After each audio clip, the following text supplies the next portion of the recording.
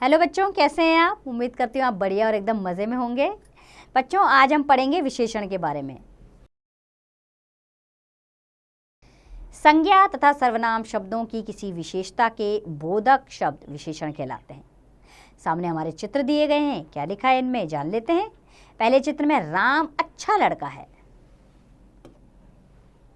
Mummy ने गुलाबी साड़ी पहनी है, और तीसरे चित्र में मीठा आम सबको प्रिय लगता है। तो बच्चों, इन वाक्यों में अच्छा, गुलाबी और मीठा शब्द अपने साथ आए संज्ञा या सर्वनाम शब्दों की विशेषता बता रहे हैं, अतः यह विशेषण है।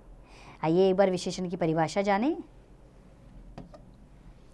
वे शब्द जो संज्ञा या सर्वनाम शब्दों की विशेषता अर्थात उनके गुण, दोष, संख्या आदि बताते हैं, विशेषण कहलाते हैं। अब हम जानेंगे विशेषण के प्रकार। विशेषण के 4 प्रकार होते हैं। पहला है गुणवाचक विशेषण। जिन शब्दों से संज्ञा अथवा सर्वनाम के गुण, दोष, रंग, दशा, अवस्था, आकार, स्थान अथवा काल का पता चलता है, उन्हें गुणवाचक विशेषण कहते हैं। विशेषणों में इनकी संख्या सबसे अधिक है। गुणवाचक विशेषण शब्दों के प्रकार इस प्रकार हैं। जैसे कि गुण कौन कौन से शब्द होते हैं, जैसे भला, अच्छा, ईमानदार, दानी, सभ्य, सच्चा, सुंदर, शांत, उदार। और दोष जैसे दुष्ट, क्रूर, कंजूस, झूठा, बेईमान, कायर। दशा वाले शब्द हैं जैसे मोटा, पतला, गीला, सूखा, दुबला, भारी, गरीब, रोगी आदि। भाव वाले शब्द दयालु, करुण, वीर, क्रोधी। और गंध वाले शब्द हैं सुगंधित, दुर्गंधयुक्त, गंधहीन। रंग वाले शब्द हैं गोरा, गेहुआ, सफ़ेद, लाल, सांवला, काला, सुनहरा, पीला आदि। और काल वाले शब्द वर्तमान, भविष्य, प्राचीन, नया, पुराना, ताज़ा, भूत, अगला, पिछला, मौसमी, आगामी, दैनिक आदि। स्थान वाले शब्द हैं भीतरी, सतही, भारतीय, पंजाबी, दायां, बायां, स्थानीय, बाहरी, ऊपरी आदि। और आकार वाले शब्द हैं सुडौल, नुकीला, तिरछा, गोल, चौकोर, तिकोना, लंबा, चौड़ा, सीधा आदि शब्द हैं इसके। दूसरा विशेषण है संख्यावाचक विशेषण। जिन शब्दों से संज्ञा या सर्वनाम की संख्या ज्ञात होती है, उन्हें संख्यावाचक विशेषण कहते हैं। जैसे कुछ बच्चे, 3 घोड़े, 15 दिन आदि। संख्यावाचक विशेषण के 2 निम्नलिखित भेद हैं। पहला है निश्चित संख्यावाचक विशेषण। निश्चित नाम से ही पता है, जिस शब्द से निश्चित संख्या का ज्ञान हो उसे निश्चित संख्यावाचक विशेषण कहते हैं। जैसे 1 दर्जन केले, 3 मेजें, 5 गेंदे, यानी कि हमें संख्या पूरी तरह पता लग रही है, तो निश्चित संख्यावाचक विशेषण है। दूसरा है इसका अनिश्चित संख्यावाचक विशेषण।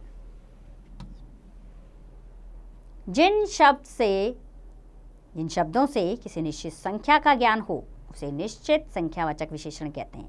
जैसे थोड़े बच्चे, बहुत सारा अनाज, कुछ स्त्रियां। इसमें हमें ज्ञात नहीं हो रहा कि संख्या है कितनी, थोड़े बच्चे कितने हैं, 10 हैं, 12 है, 50 हैं, कितने हैं नहीं पता, 3 है, 4 है। तो निश्चित संख्या का बोध ना होने के कारण इस वाक्य में क्या होगा, अनिश्चित संख्यावाचक विशेषण होगा। तीसरा विशेषण है परिमाणवाचक विशेषण। परिमाणवाचक विशेषण किसी वस्तु की नाप या तौल का बोध कराते हैं। जैसे तोला भर सोना, किलो भर दूध, थोड़ा पानी। इसके भी 2 भेद होते हैं। पहला है निश्चित परिमाणवाचक और अनिश्चित परिमाणवाचक। तो निश्चित परिमाणवाचक क्या होता है, जिन शब्द से निश्चित नापतोल का बोध हो उसे निश्चित परिमाणवाचक विशेषण कहते हैं।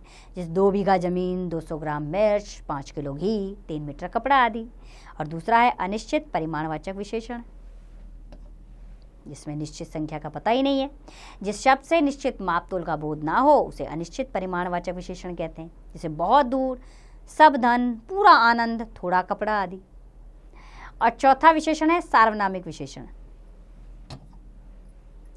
जो सर्वनाम शब्द विशेषण का कार्य करते हैं वे सार्वनामिक विशेषण कहलाते हैं। जैसे सामने चित्र दिए गए हैं, वह लड़का मेरा भाई है। वह तो सर्वनाम है लेकिन सार्वनामिक विशेषण का काम कर रहा है।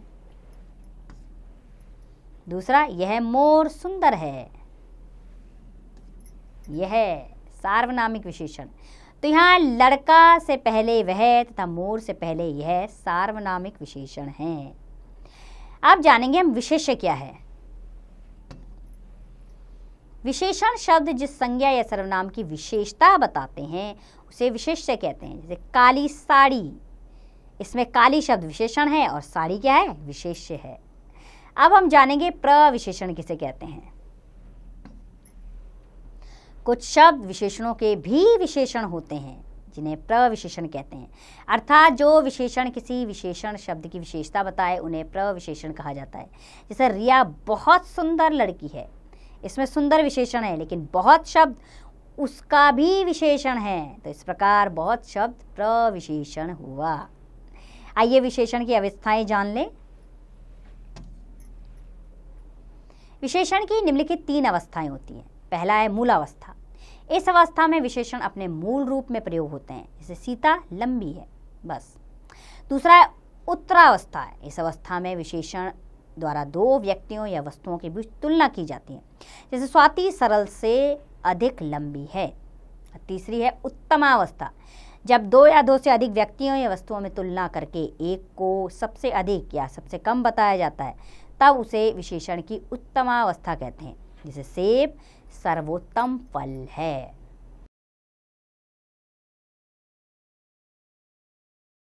विशेषण की 3 अवस्थाएं इस प्रकार है, इन्हें भी पढ़ लेते हैं हम।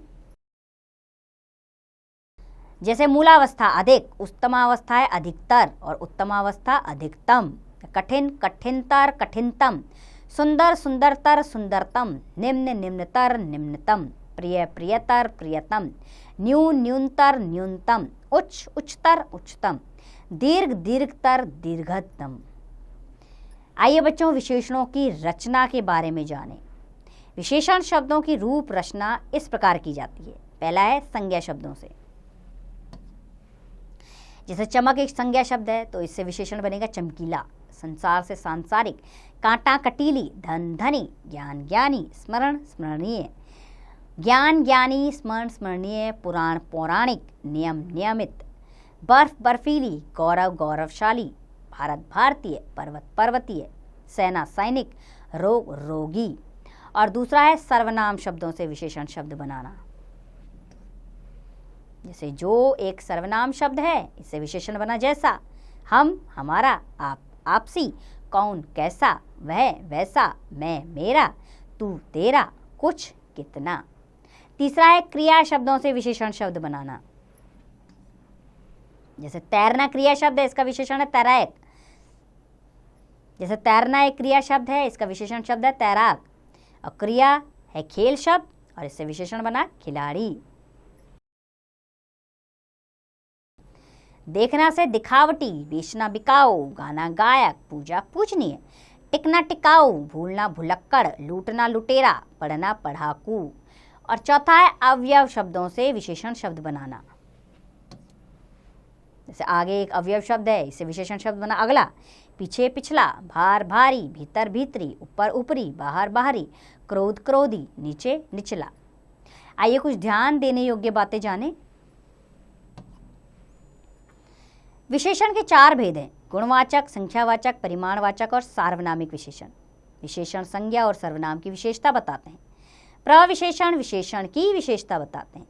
विशेषण की 3 अवस्थाएं होती हैं, मूलावस्था, उत्तमावस्था व उत्तरावस्था। विशेषण शब्द की रचना संज्ञा, सर्वनाम, क्रिया और अवयव शब्दों में उपसर्ग प्रत्यय जोड़कर की जाती है। तो उम्मीद करती हूँ बच्चों आपको विशेषण अच्छे से समझ आया होगा, इसके भेद भी आप जान गए हैं। अब इसका अभ्यास कार्य आप स्वयं कीजिए।